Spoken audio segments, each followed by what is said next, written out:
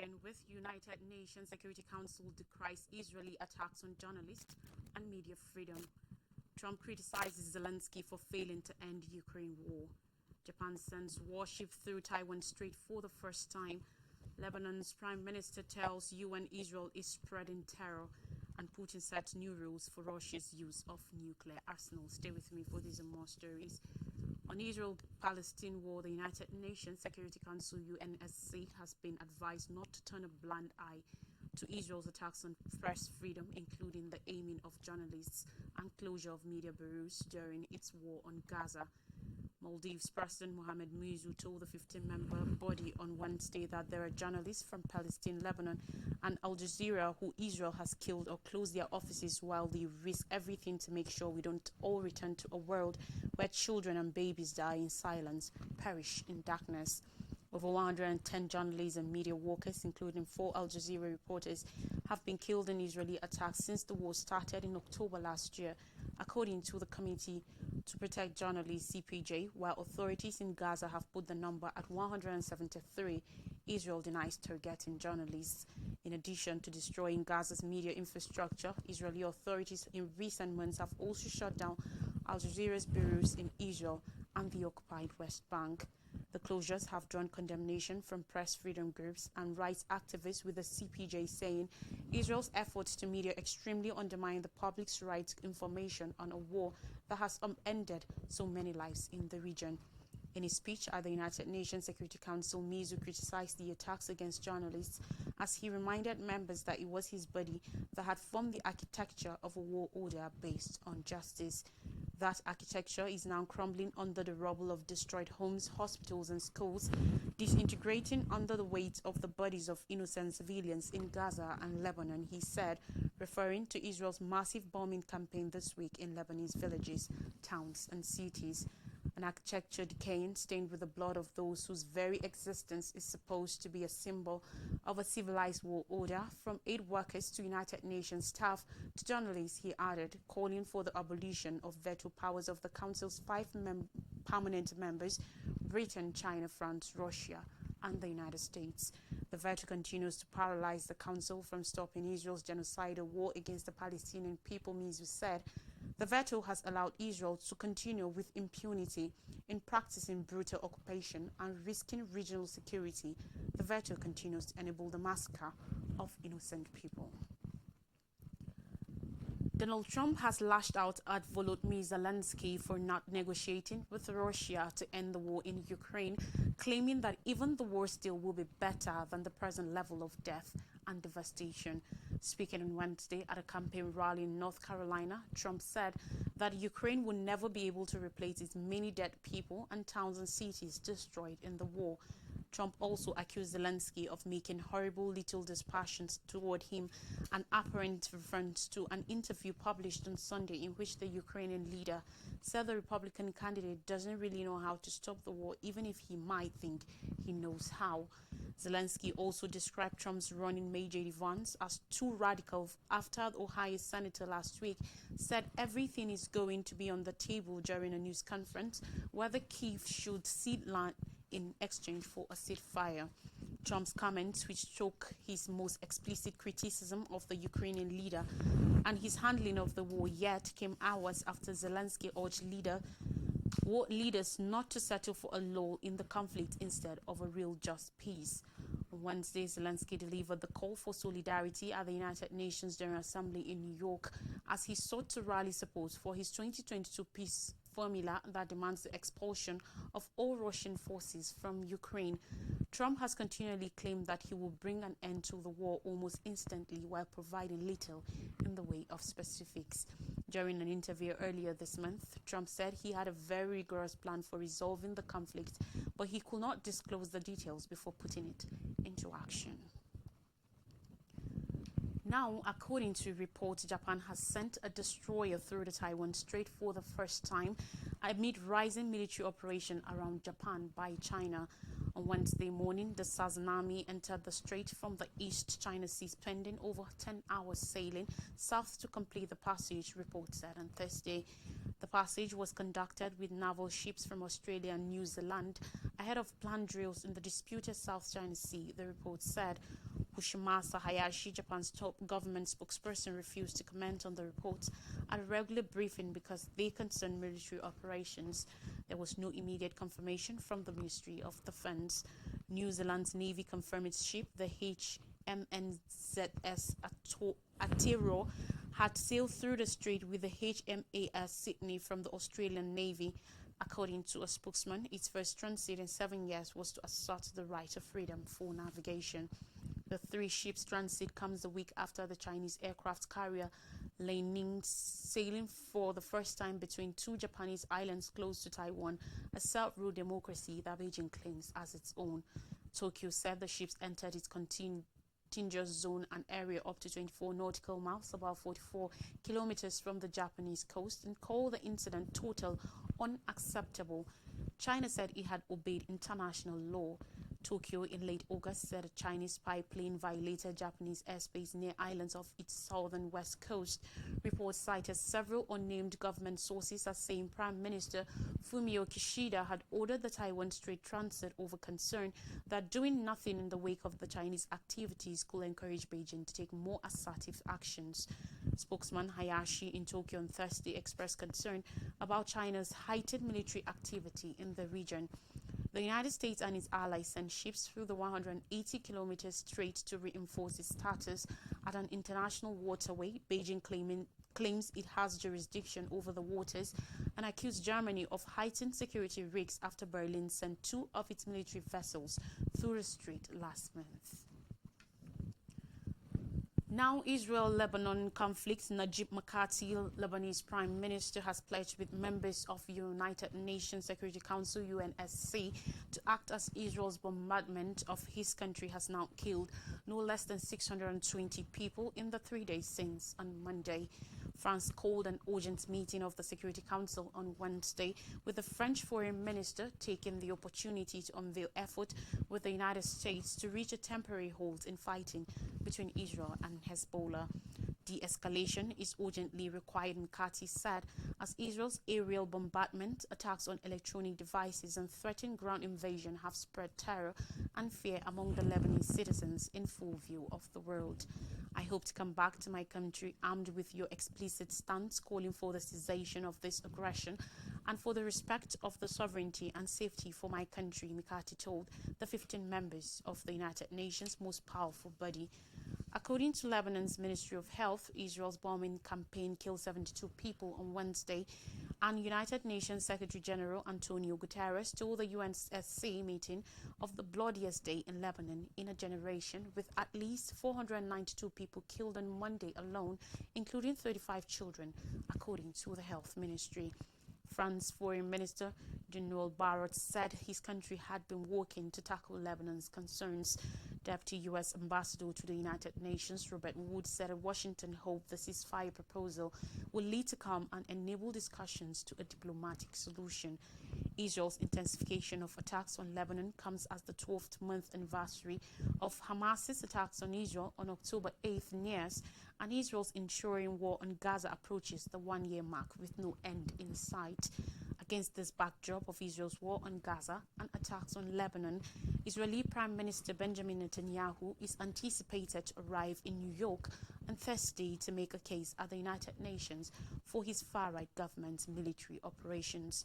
Israel's ambassador to the United Nations, Danny Danon, while speaking to journalists outside the UNSC chamber during the meeting on Wednesday, confirmed that Netanyahu was on his way to New York and would address the United Nations General Assembly on Friday.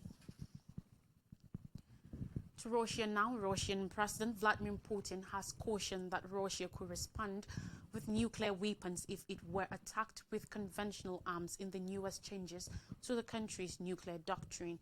Putin announced that under the planned revisions in a televised meeting of Russia's Security Council, an attack against the country by a non-nuclear power with the participation or support of a nuclear power will be seen as joint attack on the Russian Federation. Putin highlighted that Russia could use nuclear weapons in reaction to a conventional attack that poses a critical threat to our sovereignty, a vague formulation that leaves broad room for interpretation. The Russian president is the primary decision maker on Russia's nuclear arsenal and needs to give his final approval to the text. The change appears to major lower the threshold for Russia to use atomic weapons and comes as Ukraine's Western allies consider whether to permit Kyiv to use longer-range weapons to hit military targets deep inside Russia, and a month after Kyiv launched a surprise incursion into Russia's Kursk region. Putin did not refer to Ukraine directly, but said the reviews to the doctrine were needed in view of a speedily changing global landscape that had formed new threats and risks for Russia. Russia is making slow but incremental gains in Ukraine since it launched its full-scale invasion of the country 2.5 years ago and is trying to discourage Kyiv's Western allies from solidifying their support. Putin has made numerous implicit threats of nuclear attacks since launching his war and has halted Russia's participation in the New START treaty with the United States, which limits the number of nuclear warheads each side can deploy. Ukraine President Volodymyr Zelensky has urged Western powers to disregard Russia's threats, and his Chief of Staff Andriy Yermak said Putin's newest remarks were little more than a blackmail. On more stories now and on judicial matters, New York City Mayor Adams indicted in ongoing corruption probes. According to a report, Eric Adams, New York City Mayor, has been indicted amid several corruption investigations into his administration. The charges against Adams, one of the most powerful city leaders on the planet, were not immediately clear late on Wednesday as the indictment was under seal. Reports citing people with knowledge of the matter reported that federal investigators were focused on whether Adams and his campaign conspired with Turkey to receive illegal foreign donations. Adams has hyped his relations with the Turkish community in New York and spoken of visiting Turkey several times, as well as meeting Turkish President Recep Tayyip Erdogan while he served as Brooklyn Borough President. In a video released on Wednesday night, Adams denied wrongdoing. The indictment comes after the FBI seized Adams' electronic devices in November after agents approached the mayor and his security detail in a dramatic scene that played out on a New York City street. A slew of top city officials, including NYPD Commissioner Edward Caban and New York City's Department of Health and Mental Hygiene Commissioner Ashwin Vasan, have resigned in recent weeks amid investigations aiming the mayor's inner circle. The newest development marks a stunning fall for Adams, the son of a house cleaner and a former NYPD captain who cast himself as the city's first blue-collar mayor and the face of the new Democratic Party. After promising to crack down on increasing crime and return New York City to normality in the aftermath of the COVID-19 pandemic, Adams coasted to victory in the 2021 mayoral race to become the second black mayor in the city's history. Adams, who is anticipated to face a strong primary in his bid for re-election in 2025, does not have to resign because of the indictment, but face immediate calls to step down from his Democratic Party rivals.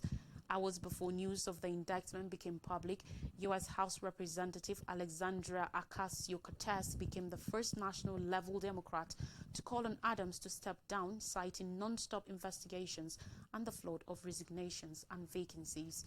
Adams fired back at Ocasio-Cortez in a statement, accusing her of engaging in phony politics. Meanwhile, Guterres urges G20 to address inequality, hunger and climate. On the sidelines of the General Assembly of high-level debate, for the first time in history, the G20 foreign ministers assembled at the United Nations headquarters, bringing together the world's biggest economies in an event open to all 193 United Nations member states. The meeting took place yesterday in the Economic and Social Council chamber, focusing on global governance reform, hunger, poverty, and sustainable development. United Nations Secretary General Antonio Guterres, in his remarks, said, "It is shameful that in our world of plenty, around 1 person in 10 regularly goes without food for a whole day or more, known as extreme food insecurity." He welcomed Brazil's focus on global hunger during its G20 presidency and called on all G20 countries and all United Nations member states to strengthen efforts to end this affront to our common humanity. Guterres also highlighted the need for decisive action on climate change. He said by 2030, global production and consumption of all fossil fuels must reduce by at least 30% and global renewables capacity must triple. This necessitates OECD countries to phase out coal by 2030 and to fully decarbonize power generation systems by 2035. South African President Cyril Ramaphosa said the reform of the global financial architecture in specific must be the growing tide that lifts the fortune of the neediest and vulnerable in the world. Deepening inequality and chronic underdevelopment are the cost if we fail to act now. Brazilian President Luiz Inácio Lula da Silva emphasized the importance of the meeting taking place at the United Nations, saying that for the first time in history, the G20 countries are assembled at the United Nations headquarters in an event open to all members of the organization. This was not a trivial decision. It is coherent with our core belief that the United Nations are and must continue to be the heart of the multilateral system. At the meeting, the G20 members officially adopted a call to action on global governance reform, a reform committed to strengthen the multilateral system and reforming and modernizing the main international organizations. In Africa now, Congo's President Tshisekedi urges sanction on Rwanda. Felix Tshisekedi, Congolese president, on Wednesday called on the international community to sanction Rwanda for its role in destabilizing his country on Wednesday as he addressed the United Nations General Assembly in New York. The resurgence of terrorist group M23, backed by Rwanda, has provoked a humanitarian crisis without precedent, Tshisekedi said, adding that over 7 million people in the Democratic Republic of Congo DRC had been internally displaced by the fighting. United Nations experts have said earlier that between 3,000 and 4,000 Rwandan troops are in Congo operating with the M23 rebel group, which has been in conflict with Congolese troops for a decade. Tshisekedi called on the United Nations to intensify its actions to implement the recommendations of the global coalition against the Islamic State, of which DRC is a member, and deplored the fact that terrorism now seems to be taking root in Africa. We take a quick break, and when we come back, more stories, particularly from Nigeria. Do go anywhere.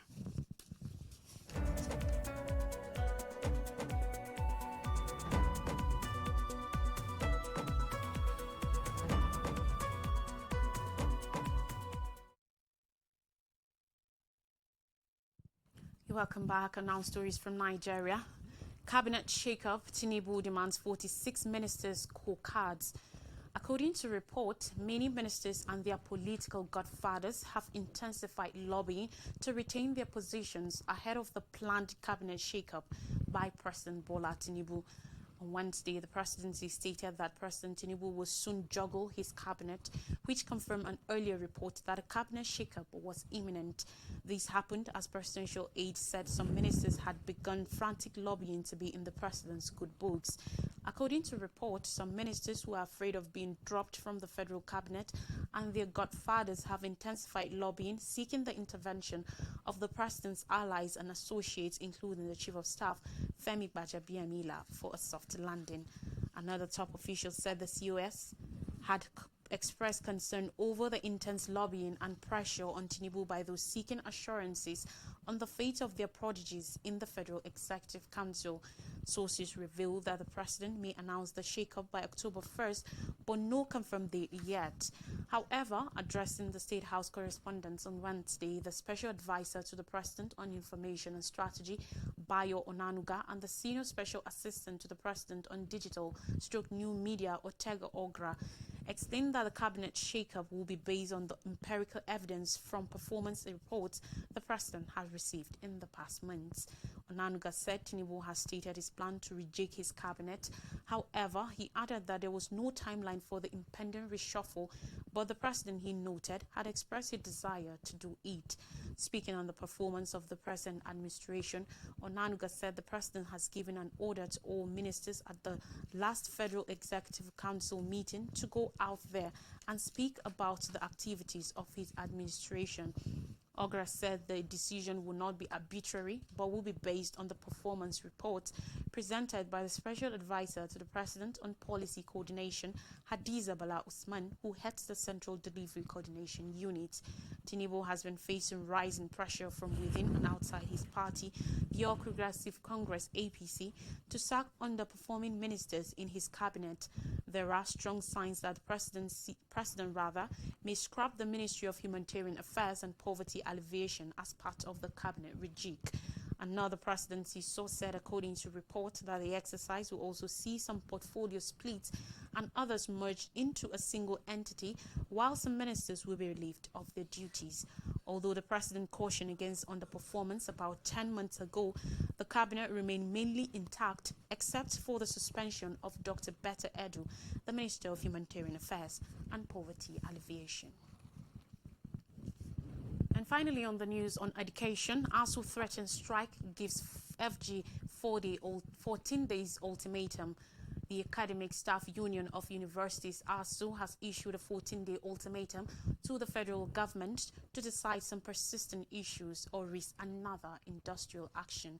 Professor Emmanuel Osedeke, ASU president, gave the ultimatum in a statement on Wednesday, stating frustration with the alleged delay tactics being used by the government to shy away from its pending commitments. Osedeke stated that the government's behavior towards the union's members is triggering crisis in the public university system. ASU is seeking the conclusion of the renegotiation of the 2009 FGN/ASU agreement based on the NIMI BRICS Committee's draft agreement of 2021, as well as the release of withheld salaries of its members due to the 2022 strike action. The union also seeks the implementation of the 2021 agreement, as well as the release of unpaid salaries for the staff on sabbatical, part-time and adjunct appointments affected by the Integrated Payroll and Personal Information System (IPPIS), and the payment of outstanding third-party deductions such as check-off dues and cooperative contributions. The academic union is also demanding funding for the revitalization of public universities and the payment of earned academic allowances partially captured in the 2023 federal government budget. Additionally, ASU is urging the federal government to restrict the proliferation of universities by federal and state governments and demanding the implementation of the reports of visitation panels to universities, the reversal of the illegal dissolution of governing councils, and the adoption of the University Transparency and Accountability Solutions, a replacement for IPPIS. A recap of major stories says UNSC decries Israeli attacks on journalists and media freedom. Trump criticizes Zelensky for failing to end Ukraine war. Japan sends warship through Taiwan Strait for the first time. Lebanon's prime minister tells UN Israel is spreading terror, and Putin sets new rules for Russia's use of nuclear arsenal. And that's all on the news. Thanks for watching. Till next time.